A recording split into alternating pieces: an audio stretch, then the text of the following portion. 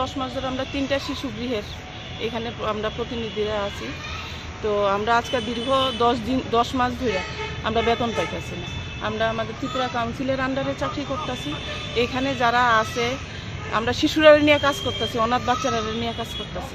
তো সুতরাং সেই ক্ষেত্রে যদি আমরা দীর্ঘ 10 মাস ধরে বেতন না পাই, তাহলে আমাদের অর্থনৈতিক অবস্থা বা পারিবারিক অবস্থা, কিন্তু মানবিকতার খাতিরে আমরা বাচ্চারা ফালে তো যাইতে পারতেছি না। যারা সাধারণ আয়ারা আছে, যারা মায়ের মতো স্নেহ করে, অথচ তারা এই বেতন না পাইও কাজ করতেছে, কিন্তু আমরা তো পারতাছি না যে বাচ্চাটিরে ফালাইয়া যাইয়া আমরা চাকরি ছেড়ে যাইতে গা। তো সুতরাং আমরা মাননীয় মুখ্যমন্ত্রীর কাছে আবেদন, আমরা ম্যাটারটা যাতে ভালো করে দেখে, যাতে আমরা বেতনটা পাই। আপনারা কাইন্ডলি এই ব্যাপারে আমরা TCCW অফিসের যে জেনারেল সেক্রেটারি আছে ওনার সঙ্গে কাইন্ডলি একটু কথা বলুন। কেলিগা আমরা এই 10 মাস ধরে বেতন দিতেছে না। কতজন আছে টোটাল তো আমরা 30 জন।